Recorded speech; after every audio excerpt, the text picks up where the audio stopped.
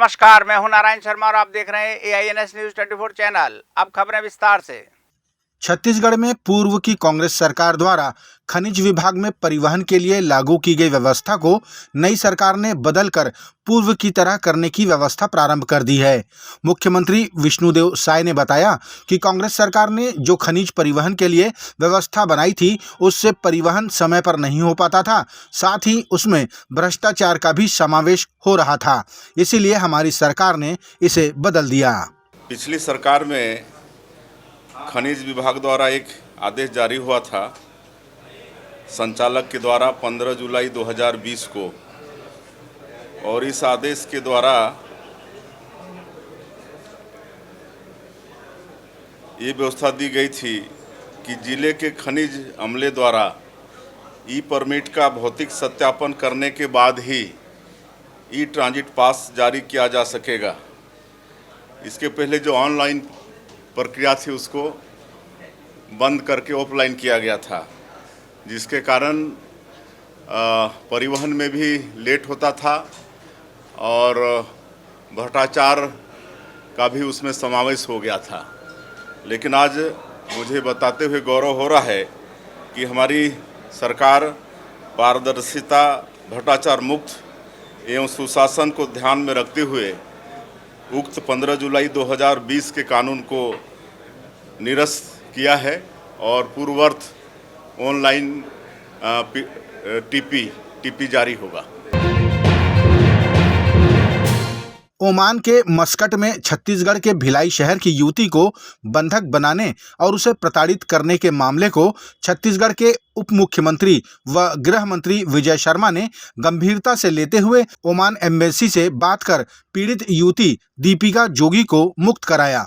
गृह मंत्री विजय शर्मा ने मानवता का परिचय देते हुए उस युवती से बात भी की और उसे यथासंभव मदद करने का आश्वासन भी दिया। बता दें कि ओमान के मस्कट से युवती को छत्तीसगढ़ वापस लाने की जिम्मेदारी भी छत्तीसगढ़ सरकार ने ली है। जोगी दीपिका, ठीक है दीदी, अभी सुरक्षित हैं आप वहाँ पर?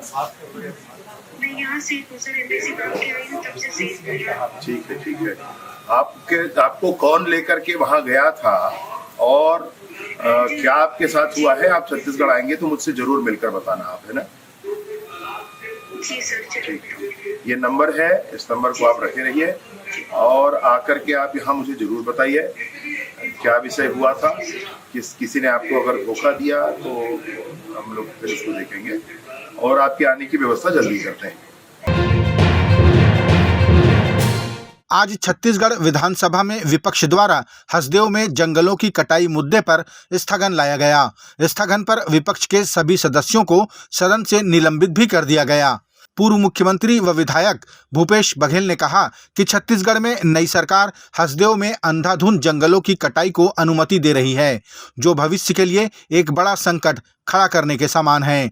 उन्होंने कहा कि सदन में विपक्ष की बातों को सत्ता पक्ष द्वारा अनसुना किया जा रहा है। पिछले विधानसभा सत्र में एक अशासकीय संकल्प लाया गया था जिसमें हसदेव अरण्य क्षेत्र में कोल ब्लॉक न खोले जाए, इसके लिए अशासकीय संकल्प लाया गया था और सर्वसम्मति से विधानसभा में पारित किया गया था और उसके अनुरूप भारत सरकार को उसको पत्र भी लिखा गया था।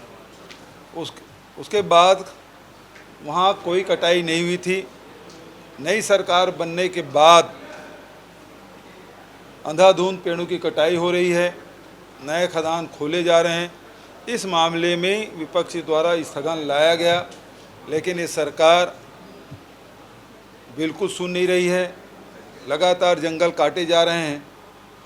लोग चिंतित हैं अपने भविष्य को लेकर, लेकिन इसे अग्राह्य कर दिया गया और हम लोग इसमें हजारों आदिवासी परिवार उजड़ेंगे, लाखों पेड़ कटेंगे और सबसे बड़ी बात जो हसदेव बांध है, हसदेव बांगो बांध, वो पटेगा और जिससे चांपा, जांजगीर, शक्ति, रायगढ़, बिलासपुर, कोरबा जिला की सिंचाई प्रभावित होगा। आने वाले भविष्य में इसका बहुत बड़ा खामियाजा छत्तीसगढ़ के लोगों को उठाना पड़ेगा, चाहे किसान हो चाहे आदिवासी हो। और इसी मामले में हम लोगों ने स्थगन लाया था और हमारी बात नहीं सुनी गई। हम सब बेल में गए और सारे विपक्ष के सदस्य निलंबित हुए। इंडियन स्पेस रिसर्च ऑर्गेनाइजेशन की एक्सपोजर विजिट से लौटे जसपुर के मेधावी बच्चों ने छत्तीसगढ़ विधानसभा की कार्रवाई को भी देखा। मुख्यमंत्री विष्णुदेव साय के निर्देश पर इन बच्चों को अत्याधुनिक प्रौद्योगिकी और अंतरिक्ष विज्ञान तथा अनुसंधान के अध्ययन पर भेजा गया था। विधानसभा की कार्रवाई का अवलोकन करने के बाद इन 43 बच्चों से मुख्यमंत्री ने मुलाकात भी की। मुख्यमंत्री ने उनके शैक्षणिक भ्रमण के स्मरण को भी सुना और उन्हें उज्जवल भविष्य की शुभकामनाएं भी दी। केंद्र की मिनिस्ट्री ऑफ कॉमर्स के फॉरेन ट्रेड की असिस्टेंट डायरेक्टर स्नेहल ढोके अपनी टीम के साथ दंतेवाड़ा पहुंची। उन्होंने बताया कि दंतेवाड़ा को एक निर्यात केंद्र बनाया जाएगा, जिससे दंतेवाड़ा का हर एक व्यक्ति अपना कोई भी उत्पाद विदेशों तक आसानी से भेज पाएगा। इसके लिए आयोजित कार्यशाला में समूह की महिलाएं और लघु उद्योग के संचालक बड़ी संख्या में शामिल हुए। हमें पता है कि एक्सपोर्ट का बहुत बड़ा योगदान है इंडिया के डेवलपमेंट में। तो अब जब हम बोलते हैं कि 2047 तक हमें इंडिया को डेवलप नेशन बनाना है, तो मिनिस्ट्री ऑफ कॉमर्स का भी एक टारगेट है कि उस डेवलप नेशन में एक्सपोर्ट बहुत ज़्यादा तादाद में होना चाहिए। तो हमें 2 ट्रिलियन इकोनॉमी एक्सपोर्ट इकोनॉमी बनानी है 2030 तक। तो उसके लिए हम ये एक्सपोर्ट बढ़ाने के हेतु यहाँ पे आज आए हैं। हर एक ज़िले को एक निर्यात केंद्र हमें बनाना है।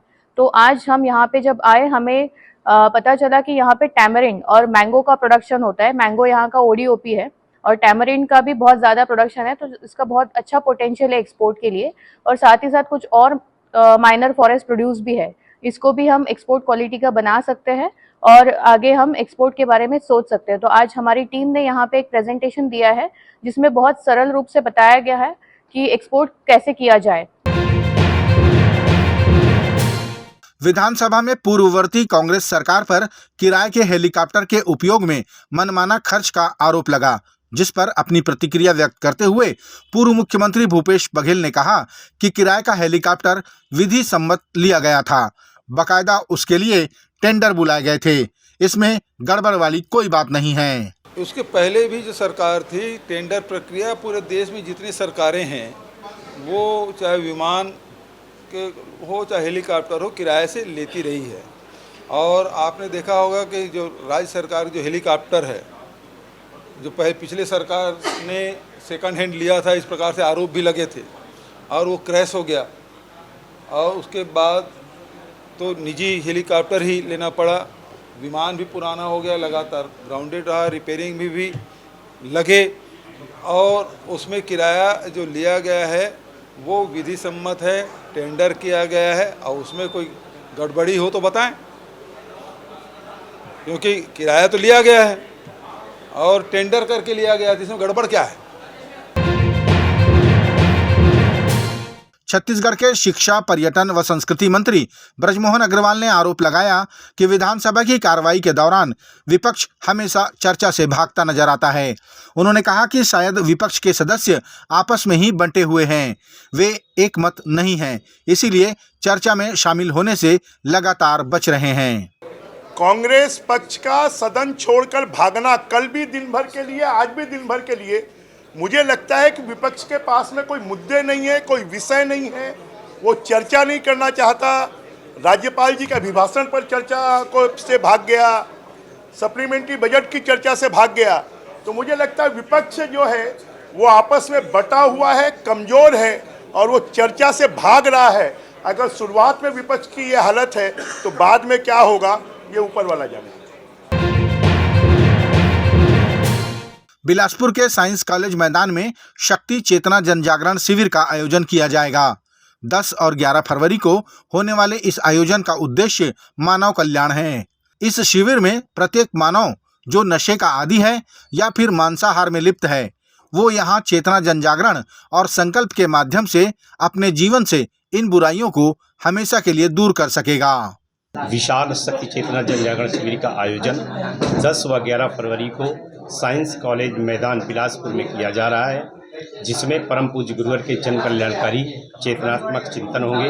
परम पूज्य गुरुवर ने भगवती मानव कल्याण संगठन का गठन जन कल्याणकारी उद्देश्यों की पूर्ति के लिए ही किया है। समाज को नशा मुक्त, मांसाहार मुक्त एवं चरित्रवान बनाते हुए उनके जीवन में भूतपूर्व परिवर्तन किया जा सके, इस लक्ष्य को लेकर के माता भगवती जगत जननी जगदम्बा की साधना आराधना के माध्यम से लोगों को संकल्पित कराया जाता है और लोग निश्चित रूप से संकल्प लेकर के अपने जीवन में परिवर्तन लाते हैं। हमारे संगठन में किसी भी प्रकार का कोई भेदभाव नहीं है। सभी जाति, सभी धर्म, सभी संप्रदाय का समान रूप से आदर मान सम्मान करते हुए हम सभी लोग पूरे समाज का आह्वान करते हैं कि लोग आएँ और परम पूज्य गुरुवर के जन कल्याणकारी चिंतन सुने, दोनों दिन की होने वाली दिव्य आरती क्रम का लाभ लें और अपने जीवन में परिवर्तन करते हुए अपने घरों में आत्म शांति एवं सुख समृद्धि प्राप्त करें।